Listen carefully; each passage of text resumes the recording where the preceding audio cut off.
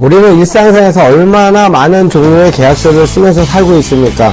특히 부동산 계약은 그 과정이 잘못되어 혹시 피해가 발생했을 경우에 그 과정이나 해결 과정 자체가 너무 고통스럽고 힘듭니다. 우리가 부동산 중개업소에서 계약했음에도 불구하고 임차주택이 내가 임차를 들어가 있는 임대주택이 경매를 당했을 때 통계적으로 전국 임차인의 4분의 1 이상이 임차보증금을 떼인다는 뉴스나 또는 부동산을 취득해서 깡통주택이 발생하는 경우 등등 계약의 중요성은 이루 말할 수 없는데요.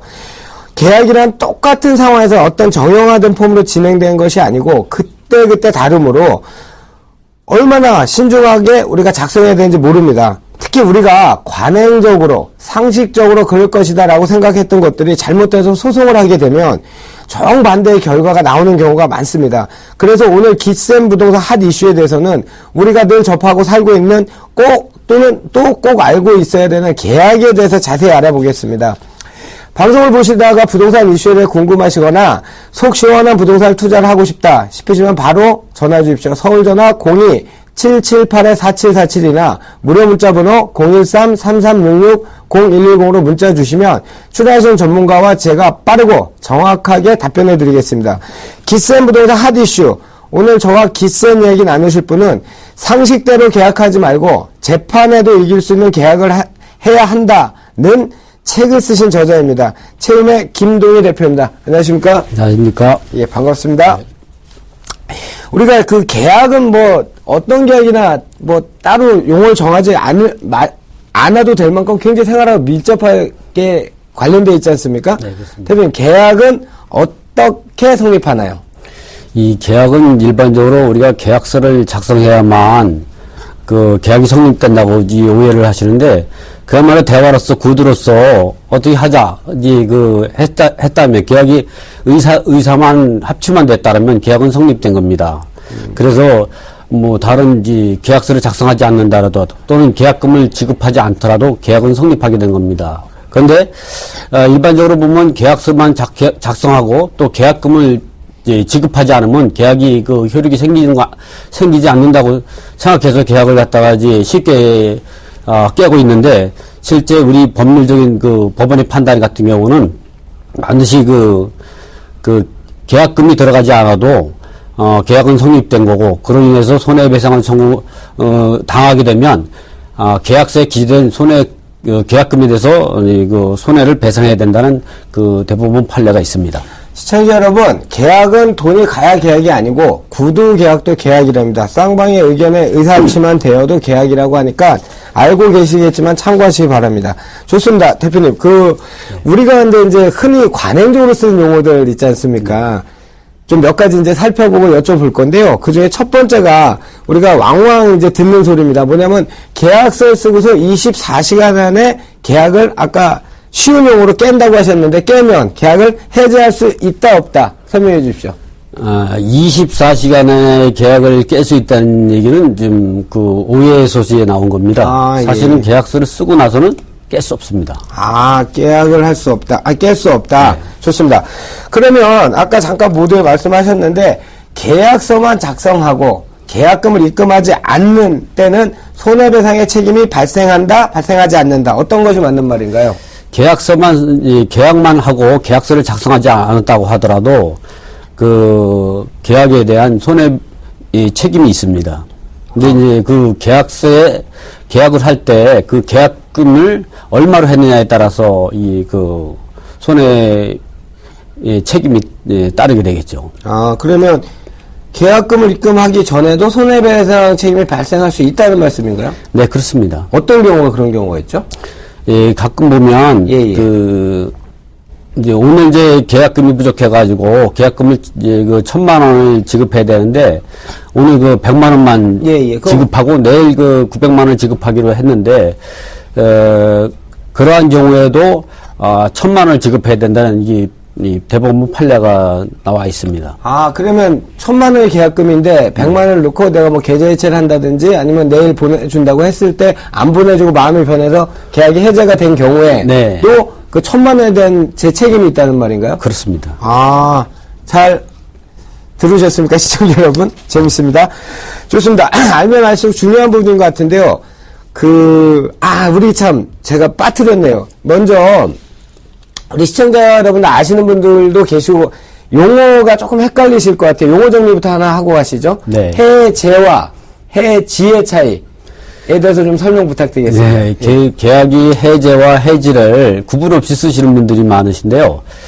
계약이 해제와 해지는 전혀 다른 편입니다. 계약이 해제는 계약을 처음부터 없었던 거로 하는 거기 때문에 계약금을 받은 사람은 계약금을 반환해야 되는 거고요. 계약이 해지는 임대차 계약처럼 계속적인 임대차 계약 관계에서 종전의 계약까지는 유효하고 계약이 해지 사유가 발생했을 때 그때부터 계약이 해지가 되는 겁니다. 예를 들어서 차임을 2기 이상 연체한 사실이 있다든가 그런 부분들이 있어서 계약을 해지하는 경우는 그 전까지는 계약이 유효하고 그 이후부터 계약이 해지가 되는 거죠. 네. 대표님 해제는 처음부터 없었던 일로 무효로 하는 게 해제고, 네. 해지 같은 경우 임대차 계약에서만 거의 있는 건데, 네. 종전 계약은 유효로 인정을 하고, 네. 앞으로 장래에 진행될 거에 대해서 무효로 한다고 이렇게 정리하면 되겠습니다. 네, 그렇습니다. 알겠습니다. 참, 단어가 중요합니다.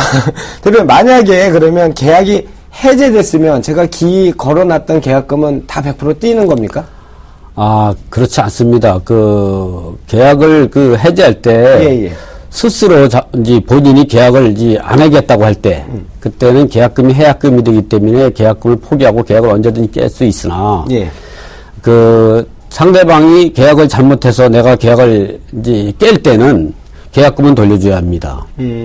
단 위약금 조항이 있을 때는 좀 위약금 조항에 따라서 되겠지만 위약금 조항이 없고 해약금 조항만 있을 때는 계약금은 돌려줘야 하고 그에 의해서 손해가 발생할 때는 손해배상 책임을 물을 수 있는데 거의 없다고 보시면 됩니다. 근데 대표님 제가 궁금한 게 계약금 쌍방이 있을 때 매수인 입장에 있을 때는 아까 해약금의 성격을 가질 때는 계약금을 포기하면 된다 그러셨죠. 네. 그런데 상대방의 과실이 있었을 때 예를 들어 계약이 해제가 될 경우에는 배액 상환을 저한테 해줘야 되는 거 아닙니까? 그렇지 않습니다. 그거는 우리가 해약금 조항을 갖다가 위약금으로 오해를 한 데서 나오는 거고요. 그렇지 않습니다. 그거는 해약금은 본인이 스스로 계약을 깰 때 그걸 대가로 지급하고 계약을 깰 수 있는 거고요. 상대방이 잘못됐을 때는 위약금 조항이 없으면 계약금은 돌려줘야 합니다. 왜냐하면 계약은 해제되면 원상 회복해줘야 될 의무가 있기 때문에 그렇습니다. 처음부터 없던 거예요. 처음부터 없던 거니까. 네. 그렇군요. 좋습니다. 또 다른 문제도 한번 살펴봐야 되겠는데 우리가 흔히 중개업소에 가서 계약을 할 경우에 얼마 한도 보장 이런 걸 써 있지만 우리가 흔히 알고 있는 게 보증금 손실을 100% 자기들이 책임질 테니 무조건 계약해라 이런 경우도 있지 않습니까? 이런 경우에 무조건하게 안전하다고 믿어도 됩니까? 그렇지 않습니다. 자꾸 제가 그렇지 않다는 말씀을 자꾸 드려서 좋습니다. 죄송한데 요즘에 제가 계약에 대해서 오랫동안 연구를 하다 보니까 그리고 실무에서 오랫동안 써 왔는데요.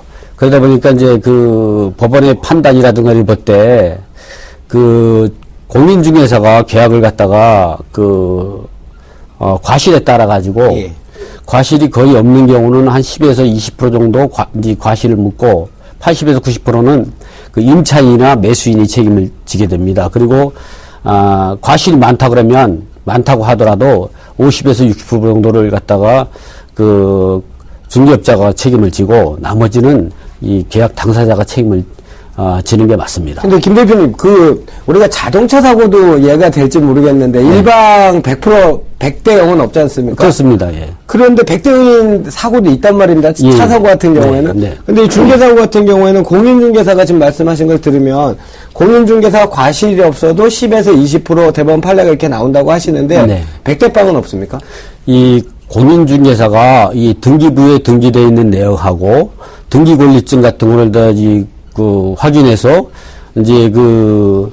이 공인중개사 의무를 다했을 때는 책임이 없다고 할 수도 있습니다. 전혀 없다고 할 수도 있습니다. 네, 그렇습니다. 그러니까 중개대상물 확인 설명서나 아니면 등기부나 공인중개사의 의무를 다했을 때 문제가 생길 경우에는 최악에는, 그러니까 사는 입장에서는 최악의 100대 빵까지 나올 수 있다. 예, 그 법원의 판단에서는 그걸 가장 기준 잡는 게 이제 등기부등본하고 예. 건축물 대장하고 또 등기 권리증까지 확인했을 때 예. 거기에 이상이 없을 때에는 공인중개업체의 책임을 묻지 않고 있습니다. 자, 시청자 여러분, 저희, 김동희 대표가 말씀하십니다. 공인중개사 사무실 가셨을 때 본인의 책임을 하셔야 됩니다. 권리위에 잠자는 자 보호받지 못합니다. 등기부등본, 등기권리증, 기본 필수 공부들은 내가 확인할 수 있을 때 꼭 확인을 해야 나한테 어떤 면책이 생긴다는 그런 말씀 이해하면 되겠죠? 네, 그렇습니다. 좋습니다. 마지막으로 우리가 또 관행적으로 많이 쓴 거 하나 더 알아보겠습니다. 부부. 네. 부부는 무촌이 됐습니까? 부천은 무천이라고 하죠. 예, 계약도 부부 간의 그 법률 용어로 일상가사 대리권 범위 내에 속하는 겁니까? 계약이요? 일상 가사 대리권이라는 거는 부부 간에 예를 들어서 뭐, 쌀을 산다든가, 예. 식료품을 산다든가, 또는 뭐, 아이들 교육비를 댄다든가, 또는 뭐, 관리비를 낸다든가, 이런 정도의, 이런 거지, 주택을 임대한다든가, 또는 남편의 주택을 부인이 임대한다든가 또는 남편의 주택을 이제 처분하는 파는 행위는 일상가상 대리권에 해당이 아니라 적법한 위임장과 위임용 인감증명서를 갖고 적법한 수임 행위를 해야 합니다. 시청자 여러분, 저도 잘못 알고 있었습니다. 일상가사 대리권 저는 지금 말씀하신 처분이나 이런 것에 대해서는 위임장이 필요한 걸로 알고 있었는데 임대차 계약에서도 위임장이 필요합니까? 그럼요. 저도 잘못 알고 있었습니다. 부부간에는 독립재산제를 별산제를 인정하죠. 네, 그렇습니다. 부부재산 별산제를 인정하기 때문에 처분행위 또는 임대차 행위조차도 위임장이나 법률 요건을 갖춰야 일상가사 대리권이 성립한다는 말씀이었습니다. 좋습니다. 우리 김 대표님, 우리가 또 이제 조금 무겁게 가면 이게 법원까지 가는 이제 소다툼의 사건들 있지 않습니까? 거기서 이제 보면 계약금의 성격이랄까 이런 것 때문에 이제 분쟁이 많은 걸로 알고 있는데 뭐 10%를 넣었다 20%를 넣었다 이제 이런 다툼이 많더라고요. 네. 근데 우리가 일반적으로 알고 있는 계약금의 규모는 전체 매매 금액의 보통 10%를 알고 있는데 네. 계약금이 많거나 적거나 누가 더 유리할까요? 우리 MC님은 어떻게 생각하세요? 어떤 유리한 거요? 네. 계약금의 프로티지에 따라서 더 이로운 쪽이 유리한 거 아니겠습니까? 계약이라는 계약금이라는 건, 동네 보면 양면이 있죠. 예. 그러니까 계약은, 본인이 깨려고 할 때는 계약금이 작아야 됩니다. 예. 왜냐면 이게 해약금이거든. 스스로 계약금을 포기하고 계약을 해지할 수 있는 거고. 근데 이제 본인이 안 깨고 상대방을 깰 때, 제가 이제 할 때는 계약금이 높아야만이 제가 해약금으로 높은 손해배상 책임을 물을 수가 있겠죠. 근데 대표님, 일반적으로 계약을 할 경우에는 그 물건을 취득하기 위해서 계약을 하는 거 아닌가요? 근데 네. 예를 들어서 조금 위험하다고 생각이 들거나 의아심이 있거나 이럴 때는 계약금을 그럼 적게 거는 게 좋은 건가요?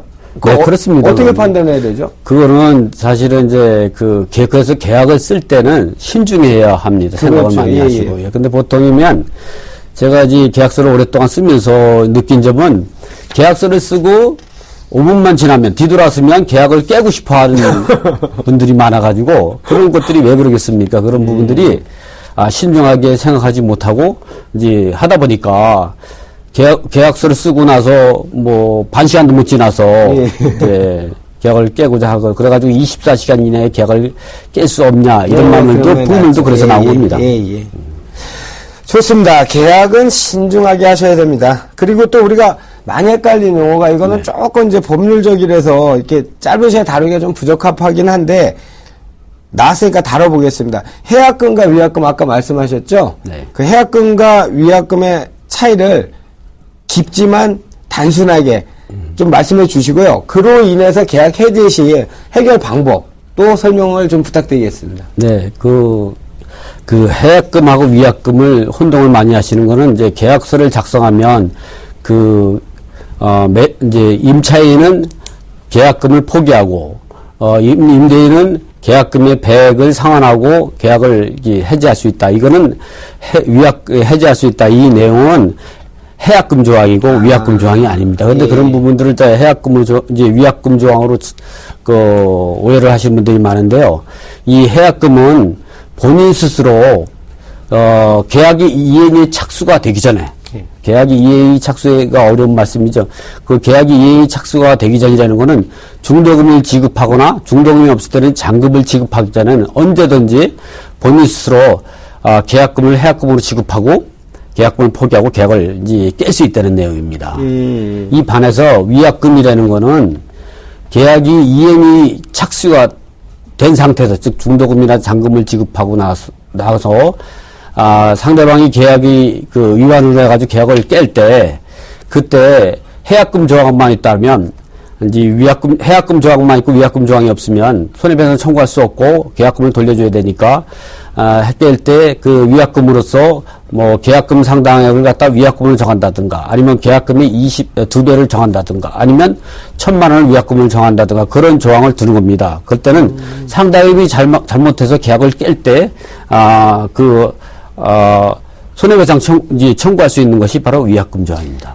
그럼 이렇게 정리하면 되겠네요. 해약금의 성격은 아까 제가 질문 드렸던 임차인은 계약금을 포기하고 임대는 배액을 상환하거나 네. 또는 중도금이나 잔금 지급 전에 네. 어느 한쪽이 이제 그만두자 할 때 할 수 있는 게 바로 해약금의 성격이고 네, 그렇습니다. 위약금을 보면 나중에 착수되고 난 후 네. 법정해제나 이런 문제가 생겨 손해배상의 문제가 근거가 되는 게 바로 위약금이라고 이렇게 정리되겠습니다. 네, 그렇습니다. 그게 위약금 조항이 없으면 그 손해배상 청구를 들어간다고 하더라도 실질적으로 이제 계약금은 돌려주고 손해배상 청구해야 되는데 그 손해배상 청구 금액이 거의 인정이 안 되고 있으니까 위약금 조항이 없으면 상대방 계약을 깨더라도 이제 그 손해배상 청구하기 상당히 어렵다고 보시면 됩니다. 좋습니다. 아주 조금 어렵지만 우리가 꼭 알아야 되는 좋은 정보입니다. 그리고 요거는 제가 며칠 전에 질문을 받았어요. 이거 저도 답변을 제대로 다 했는데 그 법정 갱신이 된 후에 묵시적 갱신이 된 후에 임차인 입장에서 뭐 통과하는 그 기간 같은 게 있지 않습니까? 네, 네. 그런 계약을 해지할 수 있는 경우와 그 계약의 종류, 그다음에 계약 기간 연장 뭐 관련돼서 조금 설명 좀 부탁드리겠습니다. 네, 이 부분 우리가 이제 계약이 이제 임대차 같은 경우는 이제 계약이 이제 해지가 이제 발생해야 되는데 일단은 이제 계약 기간이 지났는데도 임대인이 계약 기간 종료 전 6개월 전부터 한 달 전까지 계약 해지 의사를 밝히지 않거나 또는 이제 임차인은 한 달 전까지 계약 해지 의사를 밝히지 않으면 묵시적 갱신이 됩니다. 그럴 때는 임대인은 주택인 경우는 2년을 보장해 줘야 되고 상가는 1년을 이제 보장해 줘야 되는데 예. 임차인은 언제든지 계약을 해지 통지를 할 수 있고 해지 통지 후 3개월이 지나면 계약 해지 효력이 생깁니다. 그 하기서 주택임대차보호법이나 우리가 주임법이라는 주택임대차보호법이나 상임법이라고 하는 상가임대차법은 네. 특별법이니까 네. 임차인한테 유리한 게 편면적 강행 규정이 맞지 않습니까? 네, 맞습니다. 강행규정입니다. 예. 그러면 제가 시간이 왜 이렇게 짧죠? 제가 하나만 더 질문하고 우리 원장님은 저 몇 번 모셔야 될 것 같습니다. 너무 좋은 정보 주시는데요. 얼마 전에 신문기사 보면서 제가 울분이 터진 사건이 있었습니다. 바로 뭐냐면 중개업소에서 그 집주인한테 위임을 받았다고 하면서 집주인한테는 월세 계약을 놓는다 그러고 네. 그 임차인한테는 전세 돈을 받아갖고 그 영화 제목같이 돈을 갖고 튄 사건들 이런 것들 왕왕 나지 않습니까? 네. 아주 제가 화가 다 나더라고요. 그러니까 임차인인 경우에 누구와 임대차, 당연히 임대인하고 해야 되겠지만, 계약이라는 게 또 반드시 정해진다고 되지 않지 않습니까? 네. 누구와 임대차 계약을 해야 완벽하게 보호를 받을 수 있을까요? 아니, 제가 우리가 보면, 그렇게, 계약을 하는 사람들. 예. 보면 공인중개사가 아닌 분들이 하다 보면은, 쉽게 돈을 벌 수 있는, 상황이다 보니까, 좀 우리가 대처할 때 정확히 대처하지 않으면 그런 사고를 당하게 되는데, 가장 먼저, 계약서를 쓸 때는 등기부 등본의 소유자와 계약을 해야 합니다. 예. 네, 등기부 등본의 계약 당사자가 아니라, 아까 같이 보면 배우자 부분이 대리로 나온다든가, 예. 또는 다른 분들이 대리권을 주장해서, 예. 나와서 하게 되다 보면은, 대리권이 있는 사람들은 반드시 그 위임장과 위임용 인감증명서가 있어야 되는데 특히 여기서 조심해야 될 부분들이 인감증명서는 본인이 발급한 거로 해야 됩니다. 인감증명서를 보면 본인이 발급인지 대리인이 발급인지 나와 있는데 대리인이 발급한 것 같은 경우는 아무래도 나중에 법적 다툼이 되면은 그 상대방이 계약이 무효가 될 수도 있고 무권 대리인이 될 수도 있는 여러 여지가 있으니까 위임장을 갖고 위임용 인감증명서를 갖고 했을 때는 인감증명은 반드시 본인이 확인인가를 보고 또 대리인이 계약할 때는 반드시 본인과 전화 유선을 통화해 가지고 이제 확인하고 나서 이제 본인 의사를 확인하는 게 중요한데 사실은 전화로 하다 보면 본인이 이제 확인할 수가 없으니까 최소한 계약서를 쓰고 나서 잔금 지급하기 전에는 반드시 본인이 참석해서 계약서에 서명 날인하는 조건으로 그리고 나서 계약금 중도금 잔금은 반드시 임대인이 통장으로 계좌 이체하는 방법으로 하게 되면 임대인 명의의 통장으로. 네, 그렇습니다. 그렇게 되면 하자를 상당히 줄일 수 있습니다. 좋습니다. 시청자 여러분, 계약을 임대차 계약이 됐든 매매 계약이 됐든 김동희 원장님께서 팁을 주셨습니다. 본인이 나올 경우에 문제가 없는데 본인이 나오지 않을 경우에는 위임장을 갖고 나와야 됩니다. 그건 상식적으로 알고 있습니다. 거기에 위임용 인감증명을 갖고 나온 것도 알고 있습니다. 그런데 위임용 인감증명 발급자가 임대인이나 매도인인지 또는 대리인인지를 그것도 확인하셔야 됩니다. 두 번째, 대리인이 발급할 인감증명 같은 대리인이 발급할 경우에 나중에 소다툼이나 이런 거 생길 경우에 불리할 수 있답니다. 그 다음에 본인이 잔금 전에 꼭 한 번은 참석을 해야 되고요. 그 다음에 임대인이나 매도인 통장으로 반드시 입금을 시켜주시기 바랍니다. 그 다음에 최소한 유선 통화로 실제로 임대를 놓을 건지 매매를 진행할 것인지 꼭 확인해 주시기 바랍니다. 그런데 김동희 원장님은 제일 어려운 계약을 이렇게 짧은 시간에 하려서 제가 시청자 여러분하고 약속을 해서 안 되겠습니다. 다음 주에 조금 더 우리 실생활에 접할 수 있는 내용을 갖고 꼭 다음 주에 모실 테니 그때도 시간을 좀 내주시기 바라겠습니다. 네, 알겠습니다. 오늘 감사합니다.